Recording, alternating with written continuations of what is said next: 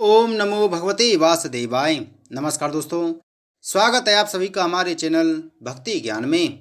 दोस्तों, पिछली कथा में हमने वर्णन किया था श्री कृष्ण का उखल से बांधा जाना। आज की कथा में हम वर्णन करेंगे यमला अर्जुन का उद्धार। राजा परीक्षित ने पूछा, भगवान आप कृपया यह बतलाइए कि नल कुबर और मणिग्रीव को साप क्यों मिला। उन्होंने ऐसा कौन सा निंदित कर्म किया था जिसके कारण परम शांत देवर्षि नारद जी को भी क्रोध आ गया। श्री सुखदेव जी ने कहा, परीक्षित, नल कुबर और मणिग्रीव ये दोनों एक तो धनाध्यक्ष कुबेर के लाडले लड़के थे और दूसरे इनकी गिनती हो गई रुद्र भगवान के अनुचरों में। इससे उनका घमंड बढ़ गया। एक दिन वे दोनों मंदाकिनी के तट पर कैलाश के रमणीय उपवन में बारूणी मदरा पीकर मंदोदमत हो गए थे। नशे के कारण उनकी आंखें घूम रही थीं। बहुत सी स्त्रियां उनके साथ गा बजा रही थीं और वे पुष्पों से लदे हुए वन में उनके साथ विहार कर रहे थे।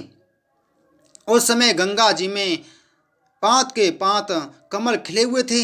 वे स्त्रियों के साथ जल के भीतर घुस गए और जैसे हाथियों का जोड़ा हथनियों के साथ जल क्रीड़ा कर रहा हो, वैसे ही वे उन युवतियों के साथ तरह तरह की क्रीड़ा करने लगे। परीक्षित, संयोगवश उधर से परम समर्थ देवर्षि नारद जी आ निकले। उन्होंने उन यक्ष युवकों को देखा और समझ लिया कि ये इस समय मतवाले हो रहे हैं। देवर्षि नारद को देखकर वस्त्रहीन अप्सराएं लज्जा गईं। सांप के डर से उन्होंने तो अपने अपने कपड़े झटपट पहन लिए, परंतु इन यक्षों ने कपड़े नहीं पहने। जब देवर्षि नारद जी ने देखा कि ये देवताओं के पुत्र होकर श्रीमद से अंधे और मदरा पान करके उन्मत्त हो रहे हैं, तब उन्होंने उन पर अनुग्रह करने के लिए शाप देते हुए यह कहा। नारद जी ने कहा, जो लोग अपने प्रिय विषयों का सेवन करते हैं उनकी बुद्धि को सबसे बढ़कर नष्ट करने वाला है श्रीमद। धन संपत्ति का नशा, हिंसा आदि रजोगुणी कर्म और कुलीनता आदि का अभिमान भी उससे बढ़कर बुद्धि भ्रंशक नहीं है, क्योंकि श्रीमद के साथ साथ तो स्त्री, जुआ और मदरा भी रहती हैं। ऐश्वर मद और श्रीमद से अंधे होकर अपनी इंद्रियों के बस में रहने वाले क्रूर पुरुष अपने नाशवान शरीर को तो अजर अमर मान बैठते हैं और अपने ही जैसे शरीर वाले पशुओं की हत्या करते हैं। जिस शरीर को भूदेव, नरदेव, देव आदि नामों से पुकारते हैं, उसकी अंत में क्या गति होगी। उसमें कीड़े पड़ जाएंगे, पक्षी खाकर उसे बिष्टा बना देंगे या वह जलकर राख का ढेर बन जाएगा। उसी शरीर के लिए प्राणियों से द्रोह करने में मनुष्य अपना कौन सा स्वार्थ समझता है। ऐसा करने से तो उसे नरक की ही प्राप्ति होगी। बतलाओ तो सही, यह शरीर किसकी संपत्ति है? अन्न देकर पालने वाले की है या गर्भाधान करने वाले पिता की? यह शरीर उसे 9 महीने पेट में रखने वाली माता का है अथवा माता को भी पैदा करने वाले नाना का? जो बलवान पुरुष बलपूर्वक इससे काम करा लेता है उसका है, अथवा दाम देकर खरीद लेने वाले का? चिता की जिस धधकती आग में यह जल जाएगा उसका है, अथवा जो कुत्ते सियार इसको चीथ चीथ कर खा जाने की आशा लगाए बैठे हैं उनका? यह शरीर एक साधारण सी वस्तु है, प्रकृति से पैदा होता है और उसी में समा जाता है। ऐसी स्थिति में मूर्ख पशुओं के सिवा और ऐसा कौन बुद्धिमान है जो इसको अपना आत्मा मानकर दूसरों को कष्ट पहुंचाएगा, उनके प्राण लेगा। जो दुष्ट श्रीमत से अंधे हो रहे हैं उनकी आंखों से ज्योति डालने के लिए दरिद्रता ही सबसे बड़ा अंजन है, क्योंकि दरिद्र यह देख सकता है कि दूसरे प्राणी भी मेरे ही जैसे हैं। जिसके शरीर में एक बार कांटा गड़ जाता है वह नहीं चाहता कि किसी भी प्राणी को कांटा गड़ने की पीड़ा सहनी पड़े, क्योंकि उस पीड़ा और उसके द्वारा होने वाले विकारों से वह समझता है कि दूसरे को भी वैसी ही पीड़ा होती है। परंतु जिसे कभी कांटा गड़ा ही नहीं, वह उसकी पीड़ा का अनुमान नहीं कर सकता। दरिद्र में घमंड और हेकड़ी नहीं होती, वह सब तरह के मदों से बचा रहता है, बल्कि देववश उसे जो कष्ट उठाना पड़ता है वह उसके लिए एक बहुत बड़ी तपस्या भी है। जिसे प्रतिदिन भोजन के लिए अन्न जुटाना पड़ता है, भूख से जिसका शरीर दुबला पतला हो गया है, उस दरिद्र की इंद्रियां भी अधिक विषय नहीं भोगना चाहती, सूख जाती हैं और फिर वह अपने भोगों के लिए दूसरे प्राणियों को सताता नहीं, उनकी हिंसा नहीं करता। यद्यपि साधु पुरुष समदर्शी होते हैं, फिर भी उनका समागम दरिद्र के लिए ही सुलभ है, क्योंकि उसके भोग तो पहले से ही छूटे हुए हैं। अब संतों के संग से उसकी लालसा तृष्णा भी मिट जाती है और शीघ्र ही उसका अंतःकरण शुद्ध हो जाता है।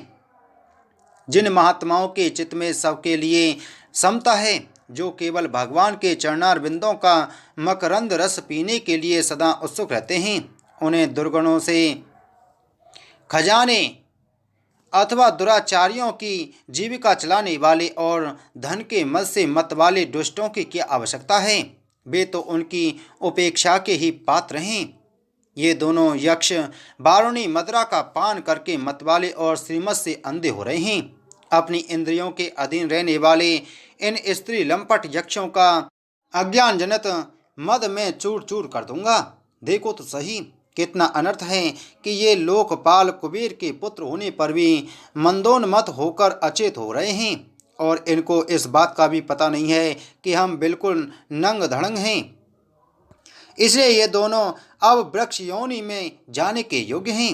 ऐसा होने से इन्हें फिर इस प्रकार का अभिमान न होगा। वृक्ष योनि में जाने पर भी मेरी कृपा से इन्हें भगवान की स्मृति बनी रहेगी और मेरे अनुग्रह से देवताओं के 100 वर्ष बीतने पर इन्हें भगवान श्री कृष्ण का सानिध्य प्राप्त होगा और फिर भगवान के चरणों में परम प्रेम प्राप्त करके ये अपने लोक में चले आएंगे।